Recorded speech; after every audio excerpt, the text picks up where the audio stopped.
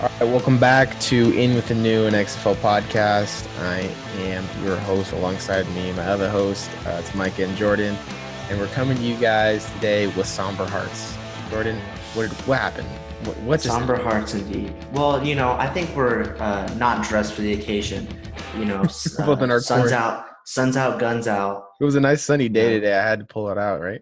exactly. It was a nice day all around California, but that does not resemble our hearts at the moment. It is Nope. a complete and utter disappointment to announce that the XFL did what we hoped it wouldn't do. It kind of mimicked the other football leagues in the sense that it went bankrupt due to the whole coronavirus pandemic.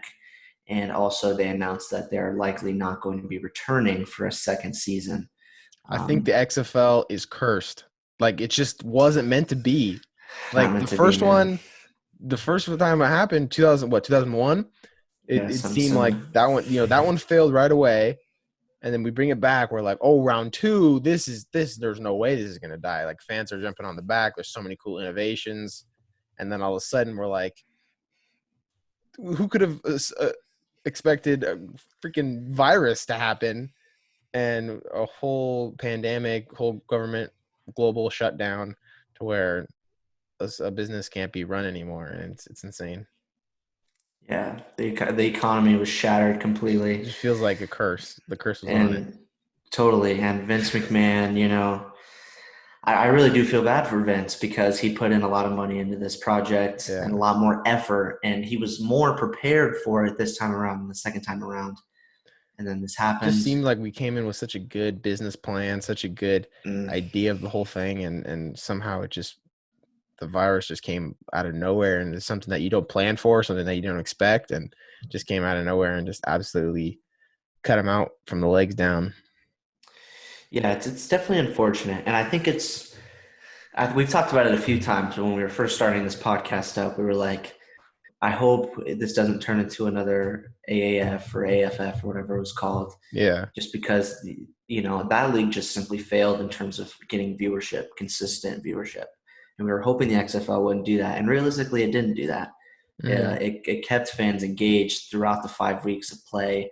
Mainly, all the games were fairly sold out. Definitely more than 15,000 for like each game, depending on the stadium, of course. Um, so I think in terms of the foundation, it was there, it was set.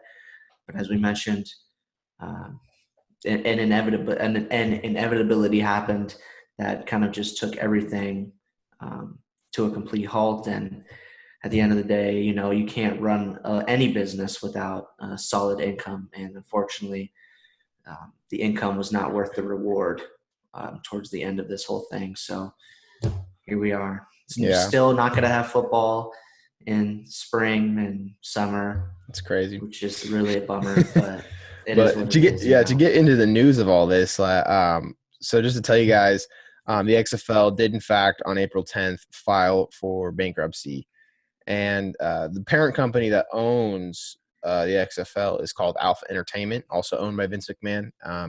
And it listed the XFL with all of its assets and liabilities in the range of 10 million to 50 million. Um, and so that whole thing just got thrown out there and filed for bankruptcy. I think it's they put out a quote here. This is the XFL's official statement, and they said the XFL has quickly captured the hearts and imagination of millions of people who love football.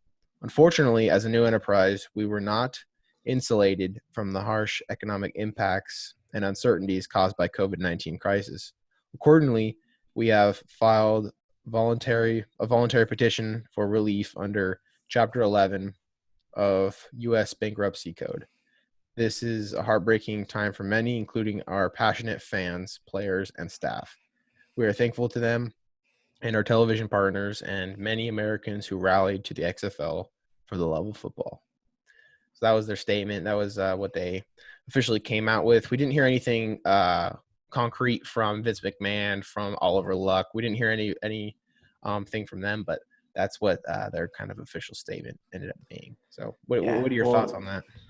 I mean, certainly for in terms of the lack of discussion from McMahon or Luck, certainly, obviously, they probably had a lot to do with that official statement. But in terms of a personal statement that hasn't been made yet, certainly it will be coming eventually. Maybe give more details into that whole decision in terms of filing for bankruptcy and then ultimately deciding it wasn't worth the risk. Um, but yeah, I mean, the statement, obviously, the solid motto at the very end kind of brings a solid conclusion to it. Mm. And while it is a sad thing, I've also seen a lot of positive responses, just kind of from the XFL community. A lot of the beat reporters and the people that covered the XFL through Twitter have handled it very professionally. And then even the XFL Twitter page, which we've constantly been raving about throughout this whole process because they've done a fantastic job from a marketing perspective. They, tweeted out a funny GIF of like Jake Gyllenhaal waving goodbye to the fans, Yeah, that was kind of a signifying, cryptic message that I was like, yeah, what? What? yeah, What? yeah, yeah. So, I don't know. It just kind of goes back to the reality of that, the reality that we're in right now, that everything is kind of just really, hard to accept and hard to kind of maneuver around. And even, the top of the top business people in the world can't find a way to avoid, just what will happen with this whole lockdown, Yeah, I think that's occurring what I was. economically. I think that's what I was like questioning. It was like, isn't Vince McMahon like he's got billions of dollars, right? Like he's the guy who owns WWE. He's like a very big money guy, right? And so, Mhm. but apparently, uh, Vince McMahon has a current net worth of 1.9 billion, according to Forbes magazine, which is notably down apparently from 2019, which he was 2.9 billion. So somehow we Ooh. lost like half. And so that's a pretty big downhill. So I could now see why that maybe why he pulled the plug, because he was putting a lot of his own money, a lot of his own assets into this whole thing. And we also see that the WWE stock price dropped by 42% this year too. So he seems like the sports as a whole have suffered very hard from this whole pandemic, because people can't go watch, and you don't have fans, you don't have sports and make Mhm. money off of it. So it's definitely hard to be able to kind of strive through this. And so it makes sense that the WWE is kind of his first project. So, and his, like, that's his baby. So Well, makes that's sense that, that. what'd you say? I was just saying that's where I would kind of go with the argument in the sense that why didn't Vince pick the XFL over the WWE? The Yeah. reality of the situation is he's been with the WWE for centuries, Yeah. and he's trying to, because WWE is still going, and they're wrestling in front of empty stadiums, which is absolutely incredible to even think about that they're doing that, because wrestling, whenever I would watch it, it was so reliant on the crowd interactions and the Yeah. It's crowd like, kind of maintaining that speed. So to think that he has to focus on that aspect of WWE in such a complex situation right now and trying to keep that afloat, I mean, that just must be taking up so much of his time and so much of his yeah. effort. It's really, the XFL was the stepchild to his beloved firstborn in the WWE. So I wouldn't expect him to, kind of continue to finance the XFL. And because, as I've said again, it just, the risk wasn't worth the reward. And that's just the situation it is, and it makes total sense. I think we were hoping that possibly they could have maintained some sort of, finance and come back with the second season, because of from what we saw, the love, the talent was there, the passion was there. So we thought it would work out well, or at least we hoped it would work out well. But at the end of the day, it is a business. If you don't have the money to, keep it sufficiently maintained, there's nothing you can do about it. You just have to let it go. So, Yeah. It's tough. I think for me too is like, why did this happen? Like, why now? Why didn't we mm, do this earlier? Because it seems like inevitably, that the money's going to run out if you're the XFL. So why yeah, not like just call it earlier? Because like 2 weeks ago, they were talking about, oh yeah, we're planning for the 2021 season. Kind of seemed like they're just bearing down for this whole thing, right? And just like, okay, the virus is here, but we'll move on to next year, and we'll just get through this. But then it's like all of a sudden the flip was switched, and boom, we're bankrupt. Boom, this whole thing happened. We're laying off all of our employees. Like, no, players aren't getting paid, because up until this point, players were getting paid everybody involved with the league was still getting paid for not doing anything. So it's kind of crazy how all of a sudden that switch just hit, and why now is kind of like, I think, a question a lot of people have. Yeah, that's a great point because it just there was some sort of hope still maintained because no one was really talking about it, and then all of a sudden, a few days ago, the news came out just so suddenly and unexpectedly that it makes you wonder if they kind of knew it was coming, but maybe they were trying to find out some sort of formula that could help them, stay in business, and they just failed at that, or maybe they're doing what a lot of people really during this whole thing has been doing is they're waiting to make things official. Simply, I mean, we don't really know the reason why, but it just, to me, throughout this lockdown, it has seemed like there's a lot of businesses, a lot of corporations that, are certainly expecting something to happen with their business, but they wait until like it has to happen for them to actually Yeah, commit to that true. decision. So maybe That's a the good point. XFL jumped on that train, but you know, I don't know. That's all conspiracy, but I guess maybe details will arise later. Yeah, it'd be interesting to see if like McMahon, because McMahon kind of had a further presence away from this go around at the XFL. Like in 2001 when we saw it, he was in the center of the stage, like, "Are you ready to?" Doing like the whole WWE thing. But Hmm. then this go around, he kind of like was a little bit more behind the scenes type of guy, and so that's kind of been his role this whole time. So that's why I'm not super surprised he hasn't come out with like a statement. But I'm surprised like we haven't heard anything else from like somebody like Oliver Luck. I feel like he's been kind of the face of it from a higher perspective of what's going on logistically with the XFL. And so Yeah. I'm surprised we haven't heard anything from him, or maybe he just kind of got the news like the rest of us, like, whoa, what the heck? Like just kind of came out of left field. Like wonder who all knew, and or if that just came from straight from the top. And man was like, we're pulling the plug. So it's kind of speculating, but it'd be very interesting to see like how that all went down, and maybe eventually if we get the whole statement coming out from this. But what does that mean for our podcast, dude? What's gonna happen? I mean, yeah, I don't. It seems almost unrealistic to assume that we can continue a podcast about the XFL.